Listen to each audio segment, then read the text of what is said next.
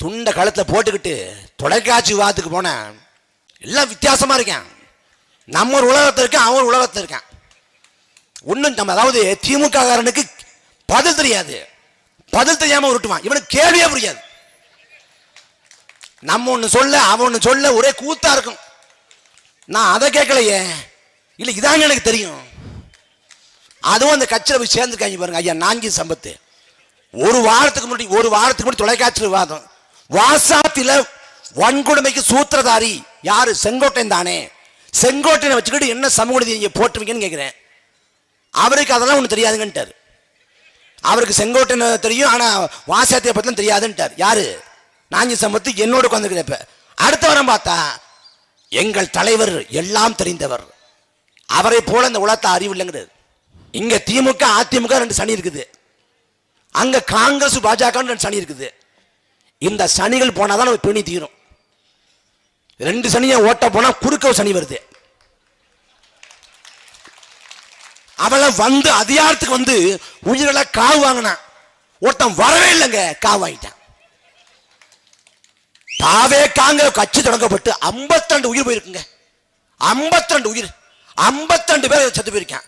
ஒருத்தர் வீட்டுக்கு விஜய் போயிருக்காரு, ஒருத்தர் வீட்டுக்கு. எவர் வீட்டுக்கும் போகல. இப்ப என்ன சொல்றாரு? எனக்கு ஓட்டு போடுங்க, ஒவ்வொரு கிராமமா வர்றோம். எல்லா கட்சியும் என்ன சொல்லும்? நாங்க வந்தோம்னா இதை செய்வோம் அதை செய்வோம். இவர் என்ன சொல்றாரு? எனக்கு ஓட்டு போட்டா நான் கிராம கிராமமா வருவேன், நீ வரவேன்னு வேண்டாம் சாமி, நீ பனையிலே படுத்துக்கட, உன்னை பார்த்து என்ன பசி ஆரப்போகுது. எப்படிப்பட்ட கட்சி பாருங்க. அந்த கட்சியில ஒருத்தன் தற்கொலையா இருந்தா பரவாயில்ல, ஒட்டுமொத்த ஆள் இருக்கிறான். நீ சிந்திச்சு பாருங்க. எல்லா கட்சியும் தேர்தல் சமயத்தில் விருப்பம் மனு வாங்கும். அந்த கட்சி விருப்பம் மனு விற்பனை பண்ணிருக்கு. ஒருத்தன் கேட்டிருக்க என்ன விருப்பம் மனு? என்ன விருப்பப்படுறவங்க வாங்குற மனு விருப்பம் பண்ணி இருக்கான். மொத்தம் 10,000 பேர் வாங்கியிருக்கான் 100 ரூபா கொடுத்து. அந்த கட்சியோட ஒரு பொறுப்பாளர் சொல்றாங்க, பொதுமக்கள் கூட விருப்பம் பண்ணி வாங்கிட்டு போனார்கள். பொதுமக்கள் வாங்கி என்னடா பண்ண போறேன்? கட்சியிலே உறுப்பினர் செயலரவே வாங்கி போறேன். அப்படிப்பட்டது வாங்கி திரும்ப கொடுக்கடா கொண்டு போயிட்டாங்க வீட்டுக்கு. அப்படிப்பட்ட கட்சி. அன்பு சொந்தங்களே, நம்மாழ்வா சொல்றாரு, சூழல் வந்து வீரனை கோலையாக்குறதும் இல்ல, கோலையை வீரனாக்குறதும் இல்லைங்கிறது. அவன் யார் என்று அடையாளம் காட்டுங்கிறார். அதே போல விஜய் யார் என்று சந்தர்ப்ப சூழல் அடையாளம் காட்டிக்கொண்டே இருக்கிறது.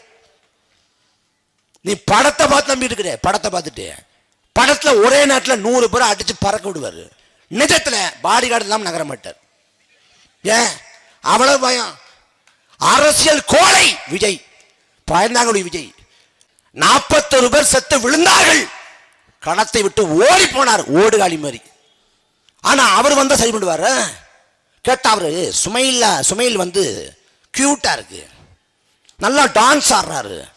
நல்லா டான்ஸ் ஆடுறவன தமிழ்நாட்டு முதலமைச்சர் ஆக்கணும், லாரன்ஸ் ஆகணும், பிரபுதேவா ஆக்கணும், இல்ல ராஜசுந்தரத்தை ஆகணும், இல்ல இவங்க அப்பா இருக்கார் சுந்தரம்னு ஒரு ஐயா அவர் ஆக்கணும். ஆனழகன் அப்படின்னா நீ வந்து அரவிந்த் சமயத்தை ஆக்கணும். நாட்டு அளவுக்கு இது ஒரு தகுதியா? 101 வயசு வரை வாழ்ந்து செத்து போனார் நல்ல கண்ணுங்கிற மகத்தான தலைவன். இப்படி ஒரு வாழ்க்கை வாழ முடியுமா என்று கற்பனை கூட செய்து பார்க்க முடியாது. அப்படிப்பட்ட வாழ்க்கை. வாழ்நாள் முழுமைக்கு மக்களுக்காக பாடுபட்டு அள்ளி அள்ளி கொடுத்த பெருந்தலைவன் செத்து போனார். செத்த பிறகு என மெரினா கடற்கரையில் கொண்டா புதைக்கணும்னு சொல்லல. என் உடம்பை எங்கேயும் புதைக்க வேண்டாம், எந்த இடத்திலும் ஆக்கிரமிக்க விரும்பல. சென்னை மருத்துவக் கல்லூரி மாணவர்கள் இருக்கிறாங்க, அவங்க மருத்துவ ஆராய்ச்சிக்கு என் உடம்பை கொடுக்கிறேன்னாரு. வாழ்நாள் முழுமைக்கும் கொடுத்து கொடுத்து மக்களுக்காக சேவையாற்றிய அந்த பெரும் தலைவன் செத்த பிறகு தன் உடம்பையும் மக்களுக்காக கொடுத்து விட்டு போனார். அவன் தலைவன், அவன் கால் கட்டவல் மயிலுக்கு சமானமான விஜய். எதுக்கு? பெருந்தலைவர் காமராசர் அன்னைக்கே சொல்லிட்டு போனாரு, நீ நாட்டை கொண்ட நடிகன்ட்ட கொடுப்ப, அவன் கூத்தியாட்ட கொடுப்பான்னு. கொடுமை. அது கட்சி. அது கட்சிக்காரில் ஒருத்தன் பைத்தியமா இருந்தா பரவாயில்ல, எல்லாரும் இருக்கான்.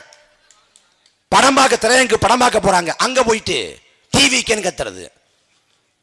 மன அமைதி இல்லை, வாழ்க்கை நிம்மதி இல்லைன்னு திருச்செந்தூர் முருகன் கோயிலுக்கு சாமி கூட போறேன், அங்க கொண்டு வந்து கர்மாந்தம் பிடிச்ச கொடியை காட்டுறேன். ஜல்லிக்கட்டு காலை வருது, காலைக்கு முடி ஒருத்தன் காட்டுறான், காலை விரிக்குது. அது எப்படிப்பட்ட தலைவர் தெரியுமில்ல?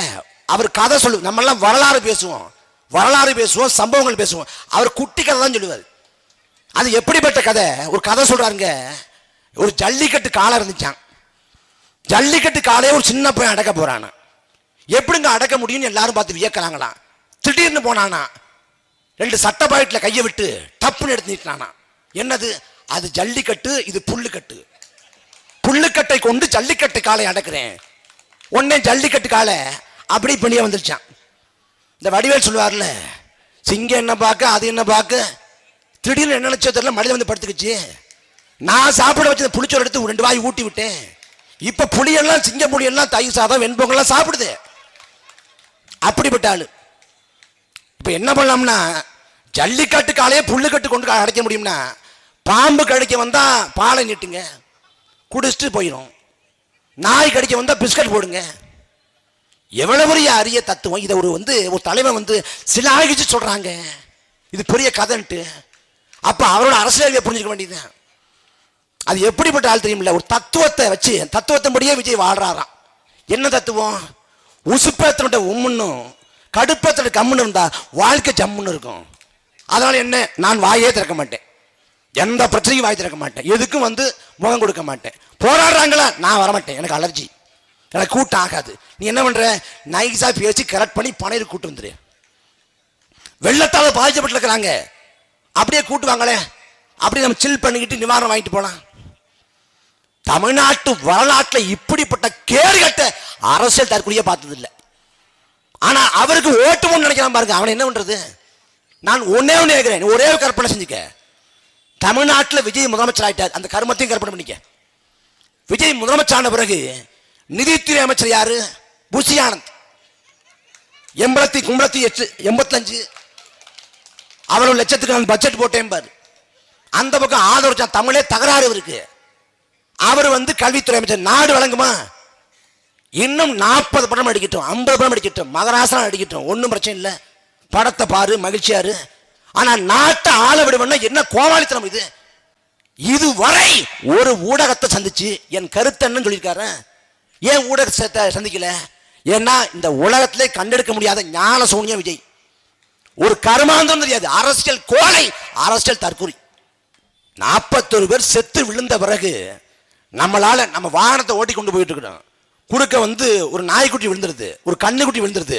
நம்மளால கண்ணுக்குட்டி செத்து போச்சு, நாய்க்குட்டி செத்து போச்சுன்னா நம்மளால சாப்பிட முடியாது, தூங்க முடியாது. ஆனா 41 உயிர் நம்மளால போச்சு. அந்த 8 குழந்தைங்கிற அந்த குறைந்தபட்ச குற்ற உணர்ச்சி இல்லாம செப்டம்பர் 27 கரூர்ல 41 செத்து போறான். டிசம்பர் 27 மலேசியாவில் இதே விஜய் நடனம் ஆடுறாருன்னா இந்த மனநிலை ஆபத்தானது. நான் களத்துக்கு வர மாட்டேன், மக்களை சந்திக்க மாட்டேன், ஊடகத்தை சந்திக்க மாட்டேன், போராட மாட்டேன், மக்களுக்காக பேச மாட்டேன். நான் 30 ஆண்டு காலம் நடிச்சிருக்கேன். அதனால இந்த கேடுகட்ட பய மக்கள் நமக்கு ஓட்டு போட்டுவான்னு நினைச்சால அந்த மந்த கணத்துக்கு நான் எடி பேடி அடிக்கணும். தத்துவம் இல்லாது, கோட்பாடு இல்லாது, கள செயல்பாடு இல்லாது மக்களை திரைக்க வச்சு வைத்து ஆண்டுவிட முடியும் என்று எந்த மயாளி வந்தாலும் சரிதான் அடிச்சு வரணும். அதிகாரத்தின் நிழலை தொடரல, அதிகாரத்தின் நிழலை இன்னைக்கு வீதிக்கு வர மாட்டேங்கிற. நீ முதலமைச்சர் என்ன பண்ணுவ? என்ன பண்ணுவ? சபாநாயகரை வீட்டுக்கு கூப்பிடுவ, சட்டசபையை பனையூர் வாசல் வச்சுக்கலாம். கேடுகட்ட கட்சி. மக்கள் தெளிந்து உணரணும். இனியும் புரியாம திரும்ப திமுகவுக்கு, அதிமுகவுக்கு, இந்த கேடுகட்ட தாவேக்காவுக்கு ஓட்ட போட்டோம்னா நாட்டை நாசம் பண்ணிடுவேன். நாம் தமிழர் கட்சி மக்களுக்காக, மக்களின் வந்த கட்சி. 2 பேருக்கிடையான முரண்களால பிறந்தது நாம் தமிழர் கட்சி இல்ல. தனிப்பட்ட ஒருத்தரோட அரசியல் அபிலாஷிக்காக தொடங்கப்பட்டதில்லை நாம் தமிழர் கட்சி. எங்கள் இனம் வீழ்ந்தது, வீழ்ந்த இடத்துல எழுந்தோம் என்று காட்டுவதற்காக நாம் தமிழர் நாங்கள் எழுந்தோம்.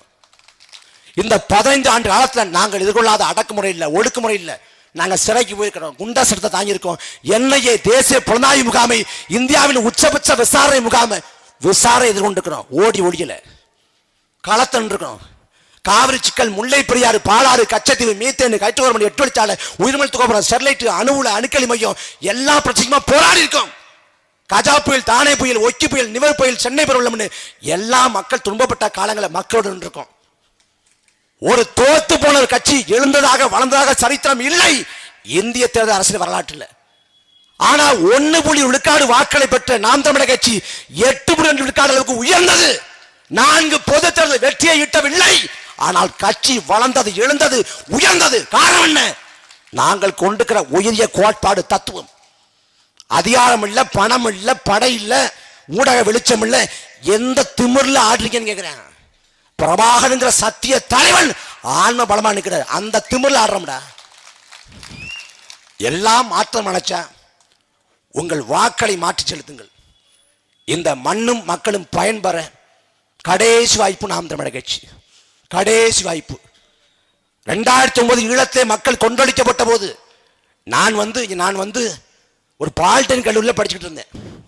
புதுக்கோட்டை பக்கம் மகாத்மாங்கிற ஒரு கல்லூரியில் படிச்சுக்கிட்டு இருந்தேன். 2009 முத்துக்குமாரன் இறந்து போறாரு. ஈழ படுகொலைக்குதா முத்துக்குமாரன் இறந்து போறாரு. இறந்து போற சமயத்தில் அவர் சாவுக்கு பிறகு ஒரு எழுச்சி வந்துருமோன்னு பள்ளி கல்லூரிக்கெல்லாம் கருணாநிதி விடுமுறை விட்டார். அப்ப நான் புதுக்கோட்டில் ஹாஸ்டலில் உட்காந்து ரெக்கார்ட் நோட் எழுதிட்டு இருக்கேன். என் நண்பன் அன்னைக்கு நான் வித்யாகரன் இருந்தா இருக்கேன். அவன் வந்தான், ஓடி சொன்னான், ஆளு ஏதோ இலங்கை தமிழ் பிரச்சனையா, யாரோ செத்து போயிட்டானா, லீவுன்னா. எனக்கு அப்ப என்ன இலங்கை தமிழ் பிரச்சனை என்னன்னு தோணல. அப்ப நமக்கு என்ன தோணுச்சுன்னா, லீவு வாங்க ஊருக்கு போகலாம் அப்படின்ட்டு புதுக்கோட்டையிலேருந்து பட்டுக்கோட்டைக்கு பேருந்து ஏறுறேன். புதுக்கோட்டை பேருந்து நிலையத்தில் 19 வயசுல அங்க ஒரு பதாக இருக்கு. பதாகையில தமிழாவின் வரிப்பணத்தம் இனத்தை அழிக்க ஆயுதமான ஒரு வார்த்தை இருக்கு. அதை பார்த்த மாத்திரத்தில் இனம் புரியாத உணர்வு. அந்த உணர்வு தான் இன உணர்வு தெரியல. ஆனா திரும்பி பார்க்கிறோம், முத்துக்குமார் எங்க இருந்தானோ அந்த இடத்துல எங்களை நிக்க வச்சுட்டு போயிட்டான். அந்த முத்துக்குமார் மரண சாசன அறிக்கை போல ஒரு அறிக்கையை உலகத்துக்கு கொடுத்துட்டு போனான். அந்த அறிக்கை இருக்குது, விதியே விதியே இன்சை நினைத்தாய் என் தமிழ் சாதியும் தொடங்கும். அந்த அறிக்கையை படிச்சு பாருங்க, முத்துக்குமாரோட இறுதி அறிக்கை. அதை சொல்லப்பட்டிருக்கும், தமிழில் நிலத்தில் இருக்கக்கூடிய விடுதலை புலிகளே, இப்போது எல்லா கண்களும் முல்லைத்தீவை நோக்கி தாய் தமிழகம் உங்களுக்காக உணர்வுபூர்வமாக ஏதாவது ஒன்றை செய்ய விரும்புகிறது. ஆனால் என்ன செய்வது? உங்களுக்கு அமைந்தது போன்ற உன்னத தலைவன் எங்களுக்கு இல்லையே. ஆனால் இது போன்ற கையறு காலங்கள், கைவிடப்பட்ட நிலைமை காலங்கள் சிறந்த மக்கள் தலைவனை கண்டுபிடித்திருக்கின்றன. அப்படிப்பட்ட ஒருவர் இந்த காலத்திலே உருவாகலாம் என்று சொன்னான் முத்துக்குமார். முத்துக்குமார் சொன்ன தலைவன் தான் அண்ணன் சீமான். முத்துக்குமார் கண்டெடுத்த தலைமை தான் நாம் தமிழர் கட்சி. முத்துக்குமாரை கனவை ஏந்தி முத்துக்குமார் முடிவு அல்ல, முள்ளிவாய்க்கால முடிவல்ல நிற்கிறோம். அதை உணர்ந்து இந்த மக்கள் ஒரு பெருவாழ்வு வாழ உங்கள் பிள்ளைகளுக்கு விவசாய சின்னத்தை வாக்களை தாருங்கள். மந்தினி ஞாலத்து வாழ்வுக்கெல்லாம் உண்டி கொடுத்தவன் உயிர் கொடுத்தவன் போல இலக்கியங்கள் விவசாயிகளை கொண்டாடுகிறது. அந்த விவசாய கொண்டாட விவசாய சின்னத்துக்கு உங்கள் வாக்களை தாருங்கள். இந்த சட்டமன்ற தொகுதியின் வேட்பாளராக எங்கள் பெருமதிப்புக்குரிய அண்ணன் கண்ணன் அவர்கள் நிறுத்தப்பட்டிருக்காரு. இந்த மண் மீது மக்கள் மீது பற்று கொண்டவர், ஒரு சாதாரண குடும்பத்தில் பிறந்தவர். அண்ணன் கண்ணன் அவர்கள் நினைத்திருந்தால் அவர் வெளிநாட்டில் லட்ச லட்சமா சம்பாதித்து அங்கே வாழ்ந்து சுகபோகமாக நாட்களை கழித்திருக்க முடியும். ஆனால் இந்த மண்ணும் மக்களும் பயன்பெற வேண்டும், இந்த நாட்டை மாற்ற வேண்டும், இந்த மக்களுக்காக உழைக்க வேண்டும் என்ற கனவோடு வந்திருக்கிறார். அவரை ஏமாற்றி விடாதீர்கள். நீங்கள் செலுத்துகிற வாக்கு நாளை தலைமுறைக்கான நம்பிக்கை. காசு கொடுத்தால் தான் வாக்களை பெற முடியும்னு நிலையை உடைச்சு ஏழை எளிய மக்கள் கூட அதிகாரத்துக்கு போகலாம், சாமானியன் கூட சட்டமன்ற உறுப்பினர் ஆகலாம்ங்கிற நிலையை உருவாக்குறதுக்கு உங்கள் பிள்ளைக்கு விவசாய சின்னத்தை வாக்களை தாருங்கள்.